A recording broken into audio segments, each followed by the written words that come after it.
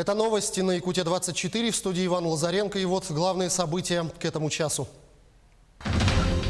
На ледовых переправах федеральной трассы Вилюй увеличена допустимая грузоподъемность, а на трассе Колыма установлены ориентировочные сроки ледовых автозимников по маршрутам Ханды-Гамегин-Алдан и Якутск-Нижний Бестях.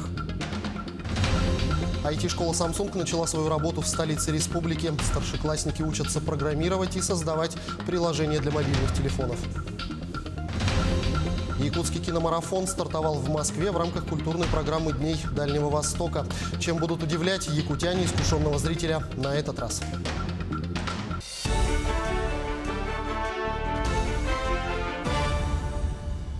С 6 декабря увеличена до 10 тонн грузоподъемность ледовых переправ через реку Вилюй на 660-м километре в селе Верхневилюйский, на 807-м километре в селе Кюнь-Дядя федеральной автомобильной дороги Вилюй.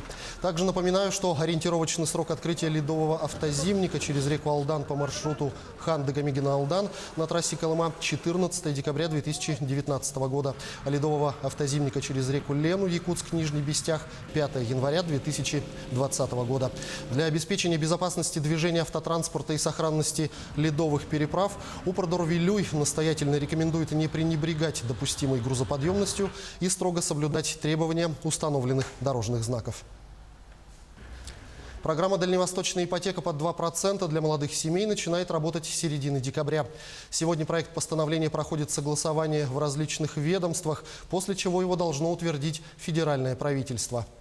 Об этом во время визита в регион дальневосточного полпреда Юрия Трутнева заявил глава Якутии Айсен Николаев. Жительница Якутска Яна Захарова решила в этом году приобрести двухкомнатную квартиру. Съемное жилье ощутимо бьет по семейному кошельку. И новая программа для дальневосточников пришлась весьма кстати. Это очень хорошо, что придумали такую программу «Ипотека 2% для молодых семей». И сегодня я пришла в агентство, чтобы узнать, как подхожу ли я по критериям, и заполнила необходимые документы, чтобы потом уже узнать, прохожу я дальше по такой программе или нет. Конечно, это будет известно чуть позже, но в целом быть в курсе – это хорошо. В поисках хорошего риэлтора Яна обошла уже не первое агентство. Многие из них уже начали собирать предварительные заявки на дальневосточную ипотеку. Желающих, естественно, много. Оно и понятно. Ведь это беспрецедентный случай, когда ипотека выдается всего по 2%. Мы как риэлторы очень ожидаем эту программу, утверждение этой программы 2%. Будет увеличение, конечно же, продаж. Это самое главное для наших молодых семей. Есть возможность приобрести квартиру по более низким ставкам, что для нас большой плюс. Механизмы выдачи пока только на словах. О более конкретных результатах можно будет говорить только после ее утверждения в федеральном правительстве. Итак, кто сможет стать участником программы? Напомню, критерии пока только предварительные, но, скорее всего, документ не претерпит больших изменений.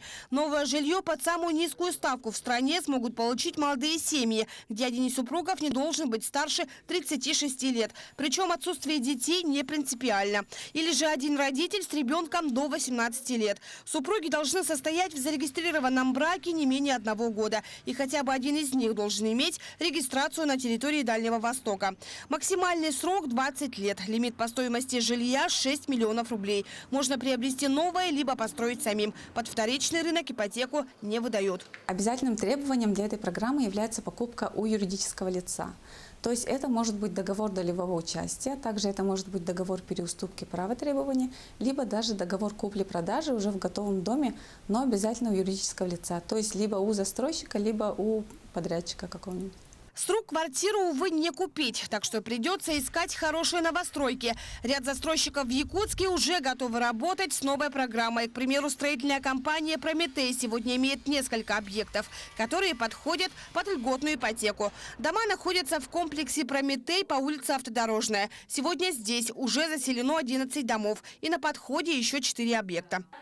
Если говорить более точно, то это фактическое наличие 2 детсадов, яслей, готовящихся к открытию, большой школы и еще 1 детского сада на стадии работ по воплощению проекта, а также расположенного, собственно, торгового центра внутри комплекса. В 5 минутах езды расположена современная поликлиника. До центра города наши жители добираются за 10 минут. Пока неизвестен и список банков, которые возьмутся выдавать такой займ. Впрочем, очевидно, что дело это для них будет прибыльным. Недостающую прибыль компенсирует государство. Воспользоваться льготной ипотекой смогут не только молодые семьи, но и те, кто взял дальневосточный гектар для строительства жилья. Ульяна Шагина, Джулус Иннокентьев, Якутск. Работники Алтанского участка Амгинского филиала ГУП ЖКХ Герасим Ильин и Сергей Кузьмин с 2005 года изготавливают трубчатые котлы КСВ.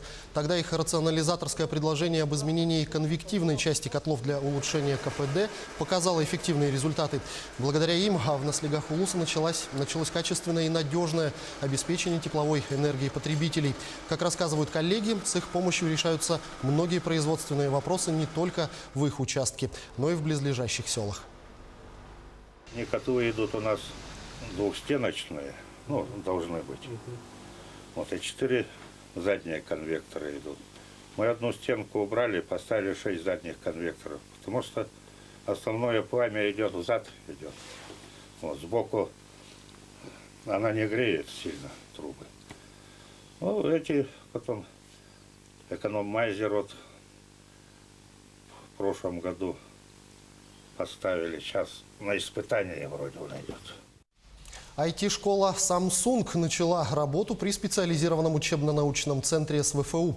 Программа обучения одна из самых сложных. Язык программирования Java изучают школьники 10-11 классов. Кроме этого, они учатся создавать различные приложения для платформы Android. Подобные школы сегодня существуют во многих городах страны, и отзывы о них только положительные. Многие работы, а это умные приложения для смартфонов, созданные учениками IT-школы Samsung, мы используем в повседневной жизни. Это и мобильные помощники водителя, приложения для обучения музыке, а также различные игры. Ранее мы участвовали на хакатоне с моим одноклассником Андреем и Игорем. Мы там создали проект и хотим на чтение СУНС выступить с этим проектом. И далее можно продвигать этот проект. Проект называется, сейчас конкретного названия не дали, но он называется «Новости граждан».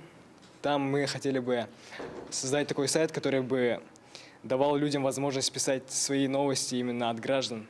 Не кто-то будет печатать, а именно сами граждане, сами жители Якутии. Нижнебестяхская средняя школа номер 2 провела среди обучающихся региональный этап чемпионата WorldSkills Junior по компетенции правоохранительная деятельность полицейский. Такая квалификация в Мегино-Кангаласском районе проводится впервые. Почувствовать себя сотрудником полиции, оперуполномоченным следователем гораздо интереснее. Для детей школьного возраста им предстоит выполнить наиболее характерные функции полицейских, не только выявить, но и раскрыть преступления и правонарушения различного характера. Это критерий у нас полицейский. Детям дает определиться заранее в будущем, кем стать, например, профессии полицейский, узнать, как работают полицейские, какие должности имеются, какие там преступления бывают. Обучающимся дается одна попытка, чтобы выполнить специальный тренинг по составлению фоторобота. Лимит времени не более 15 минут. Команды неплохо справляются. Мы через программу делали живого человека. Он должен быть максимально точным.